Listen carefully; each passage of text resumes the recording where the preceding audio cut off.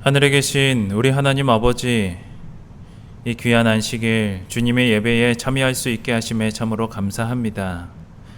비록 우리의 몸은 떨어져 있지만 마음은 하나로 함께 있음을 이 시간을 통하여 다시 한번 느끼게 도와주시고, 하나님의 귀한 음성을 우리에게 들려주셔서 이 시간 말씀을 통하여 우리가 새로운 결심을 할 수 있는 귀한 시간 되게 인도하여 주시옵소서. 사랑의 예수님의 이름으로 간절히 기도드립니다. 아멘.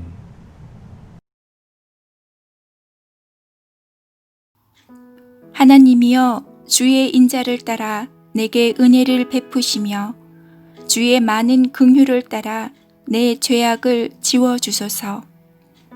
나의 죄악을 말같게 씻으시며 나의 죄를 깨끗이 제하소서. 물은 나는 내 죄가를 아오니 내 죄가 항상 내 앞에 있나이다. 내가 주께만 범죄하여 주의 목전에 악을 행하였사오니 주께서 말씀하실 때에 의로우시다 하고 주께서 심판하실 때에 순전하시다 하리이다. 내가 죄악 중에서 출생하였으며 어머니가 죄 중에서 나를 잉태하였나이다. 보소서, 주께서는 중심이 진실함을 원하시오니 내게 지혜를 은밀히 가르치시리이다. 우슬초로 나를 정결하게 하소서. 내가 정하리이다. 나의 죄를 씻어주소서. 내가 눈보다 희리이다. 내게 즐겁고 기쁜 소리를 들려주시사 주께서 꺾으신 뼈들도 즐거워하게 하소서. 주의 얼굴을 내 죄에서 돌이키시고 내 모든 죄악을 지워주소서. 하나님이여, 내 속에 정한 마음을 창조하시고 내 안에 정직한 영을 새롭게 하소서. 나를 주 앞에서 쫓아내지 마시며 주의 성령을 내게서 거두지 마소서. 주의 구원의 즐거움을 내게 회복시켜 주시고 자원하는 심령을 주사 나를 붙드소서. 그리하면 내가 범죄자에게 주의 도를 가르치리니 죄인들이 주께 돌아오리이다.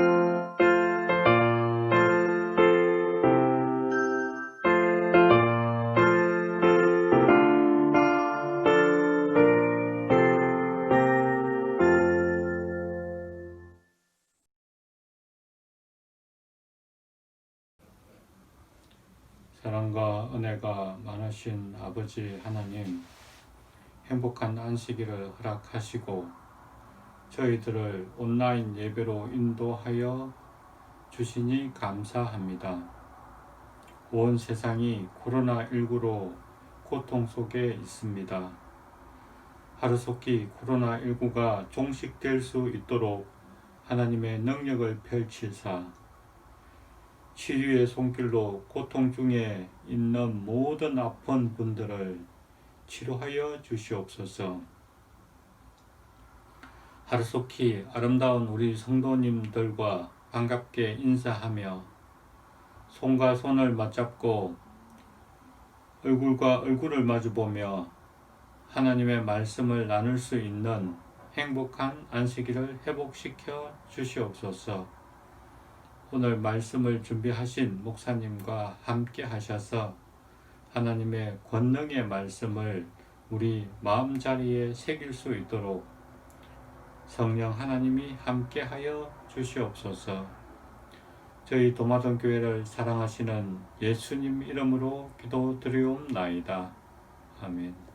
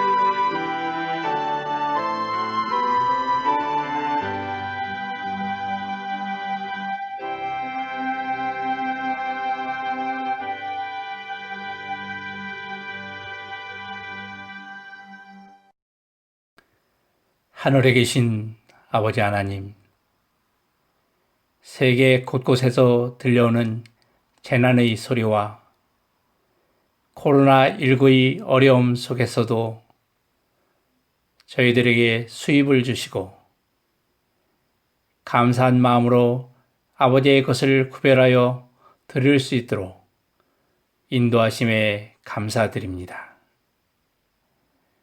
간절히 구하옵기는 드려진 헌금이 쓰이는 곳마다 우리 주님의 재림이 촉진되도록 하옵시고 드려진 손길 위에도 함께 하셔서 아버지께서 주시는 더 많은 복을 감사한 마음으로 감당하도록 믿음을 더하여 주시옵소서. 이 모든 말씀 우리의 구주가 되시는 예수님의 귀하신 이름에 의지하여 간절히 기도드립니다. 아멘.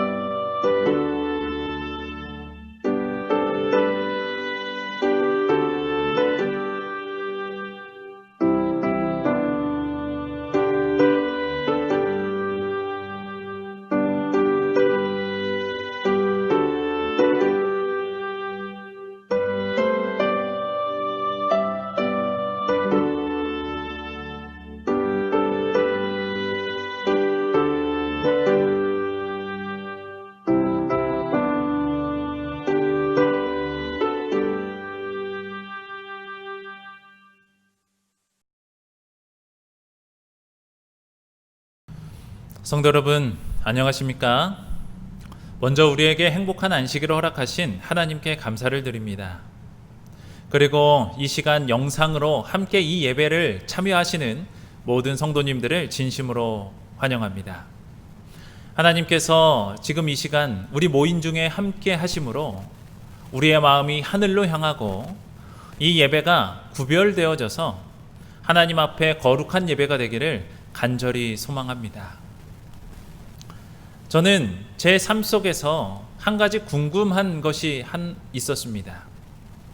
그것은 바로 사람은 과연 언제 철이 드느냐에 대한 질문이었습니다. 지금까지 살아오면서 어렸을 때는 어렸기 때문에 그랬고, 또한 학생 때는 학생이기 때문에 그랬고, 결혼을 하면 달라질 줄 알았는데 아이를 낳아 기르는 지금에 이르기까지도 별반 나의 삶에 나의 생각은 많이 달라지지 않았음을 느끼게 되었습니다. 우리 성도님들은 어떠합니까? 한 가정의 가장이 된 지금 제 삶에 이 질문을 가지고 스스로 자문해 보아도 저는 내가 과연 철이 들었을까? 그런 생각들을 스스로 하게 됩니다. 물론 그에 따른 의무와 책임감이 늘어난 것은 사실입니다. 그러나 때로 내가 가지는 생각들이 어린아이와 같다라는 생각을 할 때가 종종 있게 됩니다. 우리 성도님들은 어떠하십니까? 예전에는 나이가 들면 대단해 보이고, 나이가 들면 또한 흔들림 없이 아주 굳은 의지를 가진 모습을 가질 수 있을 것이다 라고 생각을 했습니다. 그러나 막상 시간을 지내보니 어른이 되어도 여전히 어릴 때 했던 생각들이 이 머릿속에, 이 마음속에 남아있음을 깨닫게 되었습니다. 하지만 확실한 것은 유혹에 더 단단해질 수 있게 되었고, 또 생각을 깊이 그리고 넓게 할 수 있는 그러한 마음을 갖게 되었고, 또 나보다 남을 더 생각할 줄 알게 되는 마음을 갖게 되었다라는 것입니다. 이것이 시간의 흐름에 따라 어찌 보면 철 들어가는 과정이라고 이야기를 할 수도 있습니다. 근데 하지만 우리들의 삶에 나타나는 모습들을 보면 이기적일 때도 있고, 또 감정적이어질 때도 있고, 한없이 놀고 싶고 쉬고 싶을 때가 우리의 삶 가운데 정말 많이 있는 것 같습니다. 그리고 세상을 살아가면서 세상을 알아가면 알아갈수록 재미와 유혹거리가 많아지게 되고, 또한 사람들은 이 재미와 유혹거리에 빠져서 허우적거리며 살아가고 있는 모습을 우리는 보게 됩니다. 저는 이 시간 우리의 인생에 철 들어가는 우리들의 삶을 보면서 우리 신앙의 철은 언제 들어가는지, 어떻게 들어가야 하는지 생각해 보기를 소망합니다. 처음에 받아들였던 그 신앙의 기쁨을 주체하지 못하고 날마다 행복하고 하나님과 동행하는 은혜를 생각하며 살아가다가 점점 뜨거워진 그 신앙이 어느덧 식어지게 되는, 그리고 인생에서 철이 들어가는 것과는 다르게 절대적인 행복과 기쁨을 뒤로하고 점점 도태되어져 가고 있는 우리들의 신앙의 모습을 발견하게 됩니다. 날마다 생수를 마시며 예수님께서 우리에게 허락하신 생수를 경험하고 싶지 않으십니까? 그러한 결심을 가지고 저는 오늘 이 시간 우리의 신앙을 한번 생각해 보기를 원합니다. 우리의 신앙이 과거에 머물러져 있는 신앙인지, 현재에 만족하는 신앙인지, 아니면 앞으로 나아가야 할 신앙인지, 저는 이 시간 말씀을 통하여 더욱 성숙한 신앙으로라는 주제로 말씀의 은혜를 나누고자 합니다. 먼저 하나님의 말씀 시편 51편 9절로 10절에 있는 말씀을 다 함께 보도록 하겠습니다. 시편 51편 10절로 9절로 10절의 말씀입니다. 주의 얼굴을 내 죄에서 돌이키시고 내 모든 죄악을 도말하소서. 하나님이여, 내 속에 정한 마음을 창조하시고 내 안에 정직한 영을 새롭게 하소서. 우리가 지금 살펴본 시편 51편의 말씀은 시편에 나오는 정말 유명한 통해의 시입니다. 이외에 시편에는 통해의 시가 7편이나 담겨져 있는데 6편, 32편, 38편, 그리고 102편, 130편, 143편, 그리고 시편 51편 총 7개의 통회의 시가 이 시편에 담겨져 있음을 우리는 알게 됩니다. 그 중에 한 사람이 5편의 이 통회의 시를 기록하게 되었는데, 우리가 잘 알고 있는 것처럼 다윗이 5편의 통회의 시를 이 시편에 기록을 하였습니다. 이 다윗은 자신의 죄가 얼마나 많기에 하나님 앞에 이러한 통회의 시를, 다른 사람들은 한 번 쓰기도 어려운 그 통회의 시를 5번이나 걸쳐서 쓰게 되었을까요? 다윗은 죄를 짓고 또한 자기의 죄를 인식하고 냉혹하게 자신의 죄를 정죄하는 사람이었습니다. 그리고 그 죄에 대한 슬픔과 통회하는 심령으로 구주의 발 앞에 자신의 죄를 내어 놓았습니다. 제가 생각하기에는 다윗이 정말 많은 죄를 지어서, 아주 끔찍한 죄를 지어서 통회의 시를 5번이나 기록한 것이다 라고 저는 생각하지 않습니다. 그만큼 그가 하나님께 가까이 하는 사람이었기 때문에 하나님 앞에 가까이 나아갈 때 자신의 죄를 다 깨닫게 되지 않습니까? 그러한 자신의 신앙 때문에 하나님 앞에 5번에 걸쳐서 자신의 죄를 아뢰고 통회하는 시를 쓴 것이 아닐까 저는 생각을 해봅니다. 통회의 시 시편 51편. 이 시편 51편은 어떠한 죄를 짓고 난 후에 기록한 것인가요? 우리가 잘 알고 있는 것처럼 다윗이 밧세바를 범한 후에 그 죄로 인한 가책과 또한 자신의 죄를 회개하며 지은 시임을 우리는 알고 있습니다. 특별히 이 시를 짓게 된 배경은 나단이 하나님의 기별을 가지고 그 다윗에게 찾아와 견책을 하고 경책을 할 때에 경책을 전할 때에 쓰여진 장면입니다. 부조와 선지자를 보면 그 당시 다윗의 심정이, 이 시편 51편을 기록한 다윗의 심정이 이렇게 기록이 되어져 있습니다. 724쪽에 있는 글입니다. 그의 백성이 공중 회집에서 이 노래를 부르게 하여 다른 사람들이 그의 타락의 슬픈 역사로 교훈을 받을 수 있기를 갈망하였다. 다윗의 모습이 정말 대단하지 않은가요? 우리가 죄를 짓게 되면 그 죄를 사람들 앞에 고백하기 어렵고 용서를 구하기도 어렵습니다.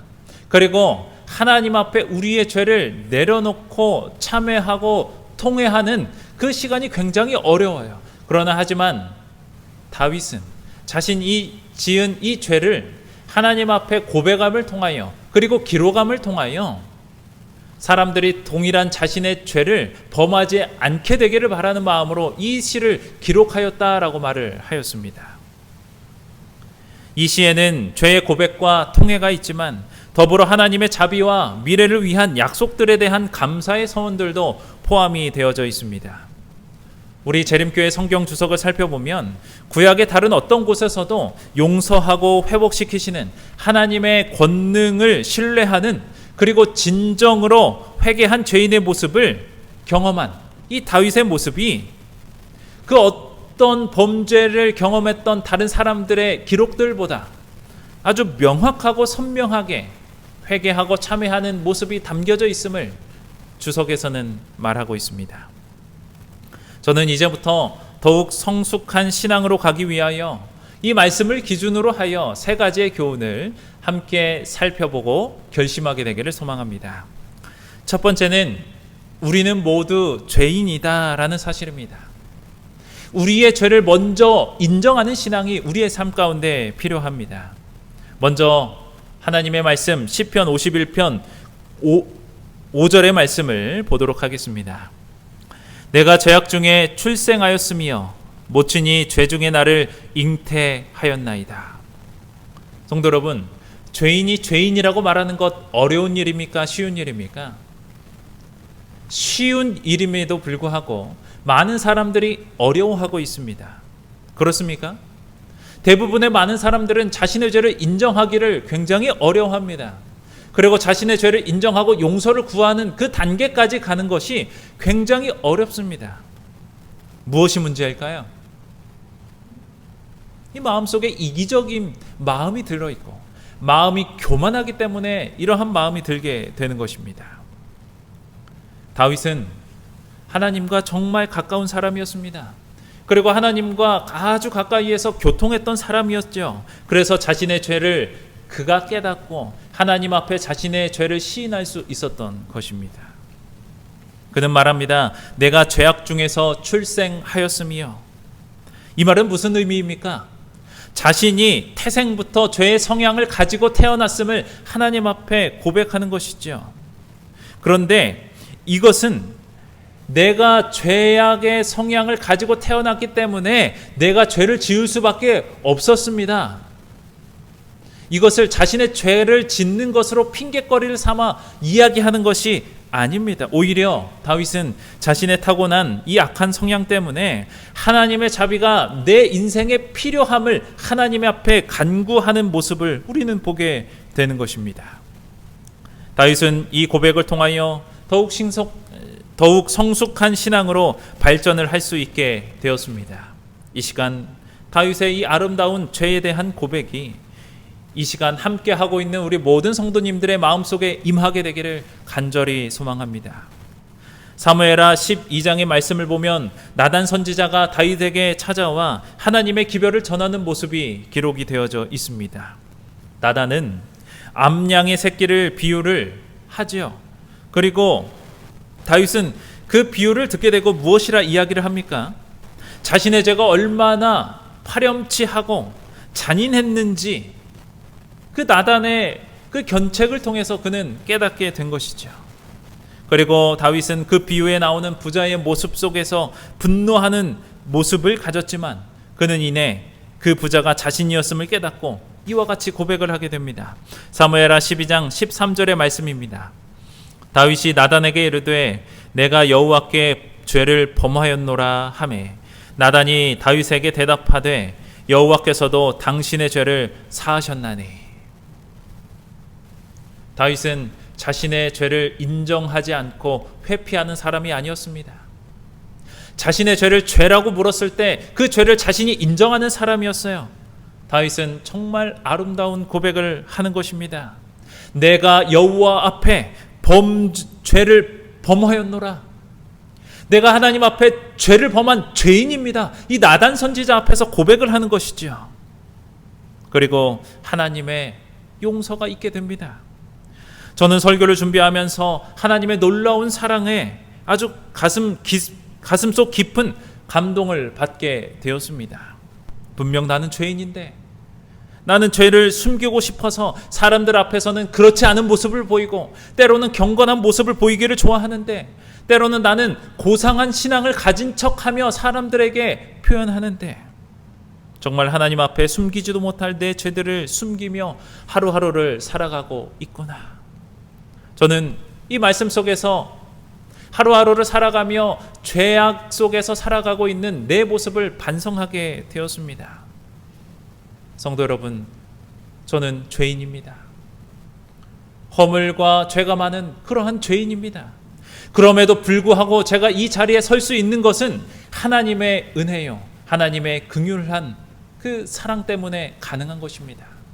성도 여러분, 우리의 죄를 고백해야 합니다. 내가 가진 이 죄를 내가 하나님 앞에 내려놓을 줄 알아야 합니다. 주님, 죄인이 여기 있습니다. 이러한 고백이 우리의 삶 가운데 있어야 하는 것이지요. 성도 여러분, 우리는 모두 죄인이라는 사실을 인식하게 되기를 소망합니다. 그리고 하나님 앞에 더욱더 낮아지고 겸손한 성도들이 되시기를 간절히 소망합니다. 내가 죄인임을 인정하는 것이 우리의 신앙의 첫 시작입니다. 우리의 죄를 인정하지 못하면 하나님께서 우리의 삶에 들어오실 수 없습니다. 그러니 사랑하는 성도 여러분, 우리의 죄를 먼저 깨닫고 누군가를 통하여 우리의 죄가 드러나게 된다면 그 죄를 인정하고 용서를 구하고 또한 하나님 앞에 나아갈 수 있게 되는 그 믿음을 우리가 갖게 되기를 간절히 소망합니다. 두 번째 교훈은 이러합니다. 참된 회개와 고백이 우리의 삶 속에 있어야 한다는 것입니다. 첫 번째는 죄인임을 우리들이 깨달아야 하고, 죄인임을 깨달았을 때 두 번째는 참된 회개와 고백이 우리의 삶 가운데 있어야 한다는 것입니다. 하나님의 말씀 시편 51편 2절로 4절의 말씀을 보도록 하겠습니다. 나의 죄악을 맑게 씻기시며 나의 죄를 깨끗이 제하소서. 대전하는 내 죄과를 아오니 내 죄가 항상 내 앞에 있나이다. 내가 주께만 범죄하여 주의 목전에 악을 행하였사오니 주께서 말씀하실 때에 의로우시다 하고 판단하실 때에 순전하시다 하리이다. 이 다윗의 고백은 참으로 놀라운 고백이 아닐 수가 없는 것입니다. 다윗은 자신의 죄를 안다고 하였고 그 죄는 항상 자신의 앞에 있었다고 고백을 합니다. 그리고 자신의 죄를 맑게 깨끗게 씻겨주시고 그 누구의 말도 아닌 하나님께서 의로우시다 판단하실 때 자신이 순전할 수 있다라고 하나님 앞에 고백을 하였습니다. 자신의 죄는 오직 하나님께서만 깨끗게 해주실 수 있다는 사실을 그는 알았습니다. 자신의 죄를 그 나단 선지자가 깨끗게 해준 것이 아니라 하나님께서 깨끗게 해 주실 수 있음을 그의 입술로 고백을 하게 되는 것입니다. 4절에 내가 주께만 범죄하여 라는 표현을 하게 됩니다. 이 표현이 무슨 의미입니까? 밧세바와 우리아에게는 전혀 죄를 범한 일이 없습니다. 그저 나는 여호와 앞에만 죄를 지었습니다 라는 고백일까요? 그렇지 않습니다.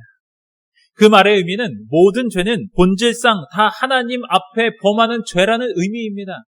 밧세바와 우리아에게도 죄를 범했습니다. 그러나 그 본질이, 죄의 본질이 하나님 앞에 지은 죄라는 것이죠. 그래서 하나님 앞에 자신이 범죄하였다라고 고백을 하는 것입니다. 나단에게 자신의 죄를 고백할 때도 그랬습니다. 내가 여호와 앞에 범죄하였노라. 자신의 죄를 이렇게 고백을 하는 것이죠. 자신의 모든 죄악은 하나님 앞에 짓는 것이다 라고 고백을 하였습니다. 성도 여러분, 우리는 참된 회개의 의미를 알고 하나님 앞에 고백할 줄 알아야 합니다. 생애의 빛은 참된 회개의 의미를 이렇게 말하고 있습니다. 47쪽에 있는 글입니다. 회개한다는 것은 죄를 슬프게 여기고 죄에서 떠나는 것을 의미한다. 죄가 얼마나 가증한지 알지 못하면 우리는 죄를 버릴 수 없게 될 것이다. 우리가 죄에서 돌아서기로 작정하기 전에는 우리의 생애에 진정한 변화가 생길 수 없다. 진정한 회개의 의미가 무엇입니까? 죄를 슬프게 여기고 죄에서 떠나는 것. 자신은 그 죄로 돌이키지 않고 그 죄에서 완전히 떠나는 것을 참된 회개라고 말을 하고 있습니다. 그러나 저의 모습을 살펴보면 저는 여전히 부족한 죄인의 모습을 갖추고 있습니다. 죄를 진정으로 떠나지 못하고 그 죄를 회개함에도 불구하고 참된 회개가 내 마음속에 있지 않게 되는 것이죠. 동일한 죄를 계속해서 범하게 되는 저 자신의 모습을 보게 됩니다. 그러나 성도 여러분, 우리는 참된 회개의 삶이 우리의 삶에 필요합니다. 이러한 결심이 오늘 이 시간 우리 성도님들에게도 있게 되기를 간절히 소망합니다. 베드로가 있었습니다. 그는 예수님과의 대화 속에서 이렇게 고백하죠. 요한복음 13장 37절에 주를 위하여 내 목숨을 버리겠나이다. 베드로는 그러한 고백을 하였습니다. 베드로의 고백은 입에 발린 말도 아니었고 그 대화 중에 진실한 마음을 고백한 것이었습니다. 그러자 예수님께서 무엇이라 이야기를 합니까? 요한복음 13장 38절에 내가 너를 위하여 내 목숨을 버리겠느냐? 내가 진실로 진실로 내게 이르노니 닭 울기 전에 내가 3번 나를 부인하리라. 우리는 성경에서 보았다시피 베드로는 예수님이 제사장의 앞에 끌려가 계셨을 때에 예수님이 말씀하신 것처럼 예수님을 3번이나 부인하게 되었습니다. 예수님을 철저하게 부인하게 되었던 베드로, 결국 어떻게 되었습니까? 안진뱅이를 고치고 공회에 잡혀 들어갔었을 때 담대히 예수님을 증거하게 되며 사도행전의 역사를 이끈 사람이 되었습니다. 어떻게 그러한 변화를 경험하게 되었을까요? 시대의 소망 712쪽에서는 이렇게 기록이 되어져 있습니다. 비열한 저주의 말이 베드로의 입술에서 바래지며 드높은 닭의 울음소리가 아직도 그의 귀에 울리고 있을 그때에 구주께서는 얼굴을 찌푸린 제사장들로부터 얼굴을 돌려 그분의 가련한 제자를 유심히 바라보셨다. 그와 동시에 베드로의 시선도 주님께 이끌렸다. 그 부드러운 얼굴에서는 그 깊은 동정과 슬픔을 볼 수 있었을 뿐 분노의 그림자는 추호도 볼 수 없었다. 베드로는 예수님을 3번이나 부인하고 닭의 울음소리가 들렸을 때에 아주 비통한 심정으로 하나님 앞에 정말 죄송한 마음을 가지고 예수님을 향하여 자신의 얼굴을 들게 되었습니다. 다른 사람도 아닌 예수님의 제자였던, 정말 사랑했던 그 베드로가 예수님을 부인했을 때 예수님의 마음이 어떠했었을까? 베드로는 스스로 자책하며 예수님을 보게 되었습니다. 그렇게 용기를 내어 고개를 들고 예수님을 바라보게 되었을 때 예수님께서는 이미 베드로를 향하여 얼굴을 들고 계셨습니다. 그리고 예수님과 베드로는 눈이 마주치게 되었어요. 그런데 자신의 생각과는 전혀 다른 모습의 예수님의 모습이 담겨져 있었습니다.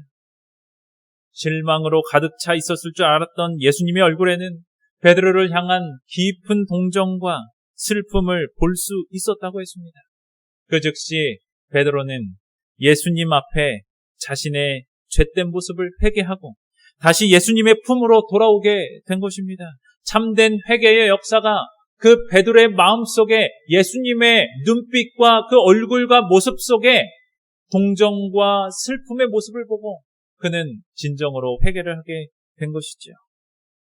그리고 그는 그 경험을 통하여 더욱 성숙한 신앙으로 성장하게 되었고 사도행전의 초기의 사역을 감당하게 되는 예수님의 진정한 사도가 된 것입니다. 사랑하는 성도 여러분, 우리의 삶에 참된 회개와 참된 고백만이 우리의 마음을 하나님께로 인도할 수 있음을 기억하게 되기를 소망합니다. 이 시간 우리의 죄악을 내려놓고 간절하게 고백하고 자백하는, 참회하는 시간이 되기를 간절히 소망합니다. 누군가의 죄를 살피기보다는, 누군가를 그리하여 정죄하기보다는 내 자신의 죄를 깊이 깨닫고 하나님 앞에 나아가게 되기를 바랍니다. 하나님 앞에 그러한 마음으로 나아가게 될 때 우리는 더욱 성숙한 신앙으로 우리의 신앙을 이어나갈 수 있게 될 것입니다. 3번째 교훈은 이러합니다. 마지막 때에 나를 돌아보고 더욱 성숙한 신앙으로 성장을 해야 합니다. 마태복음 24장 33절의 말씀은 이렇게 기록이 되어져 있습니다. 이와 같이 너희도 이 모든 일을 보거든 인자가 가까이 곧 문 앞에 이른 줄 알라. 성도 여러분, 지금 세상은 어떠합니까?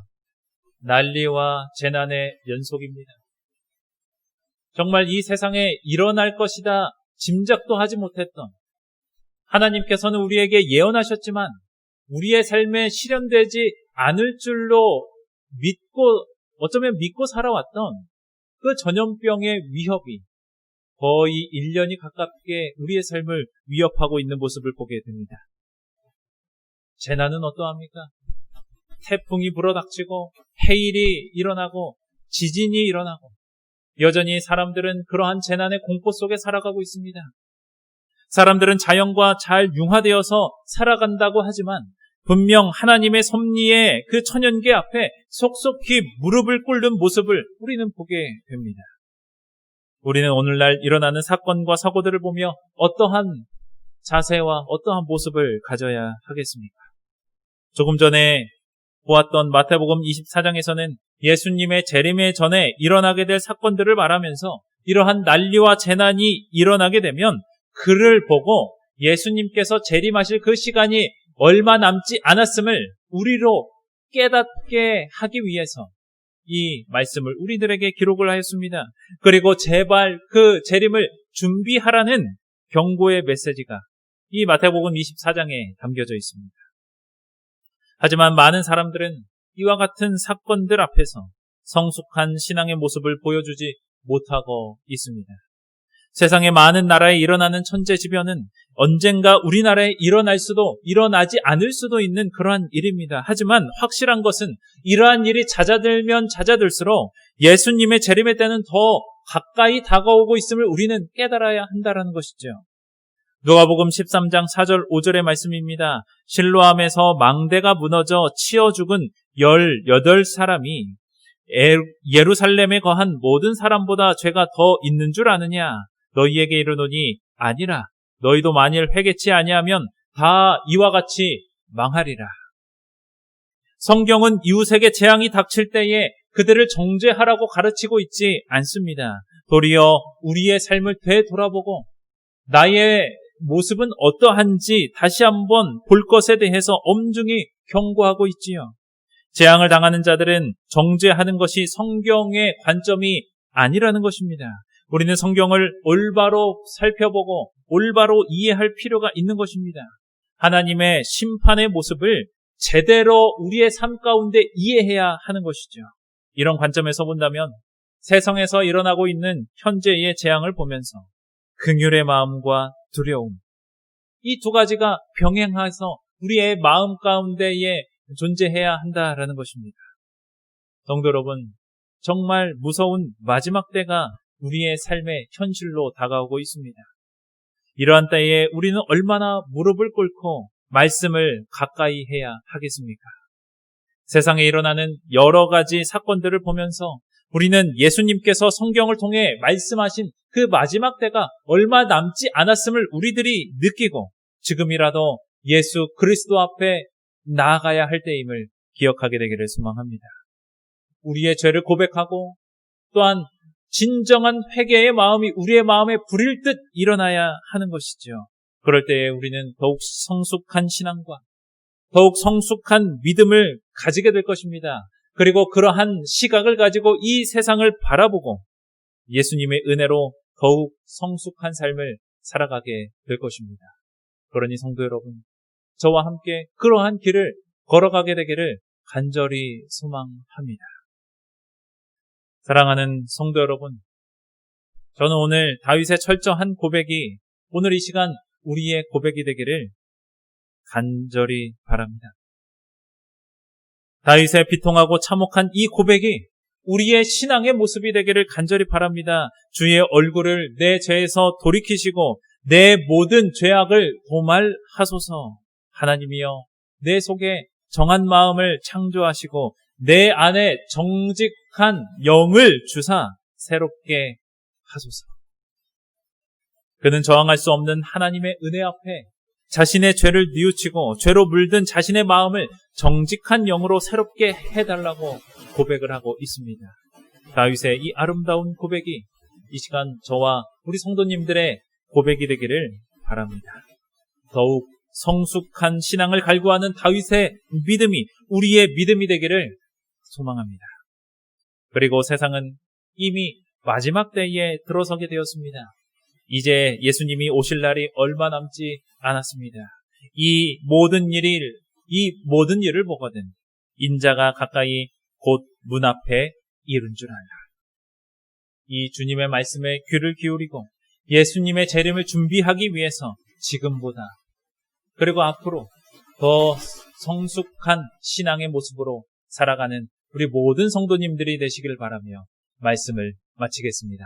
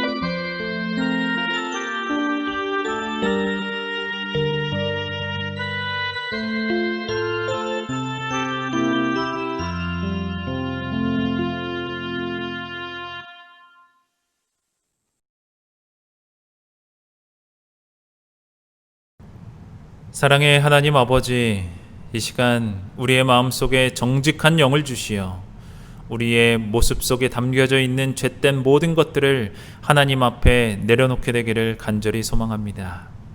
다윗이 자신의 죄를 경험하고 자신의 죄를 하나님 앞에 통회하며 내려놓게 된 모습이 오늘 이 시간 우리 모든 성도님들과 저의 모습이 되기를 간절히 바랍니다.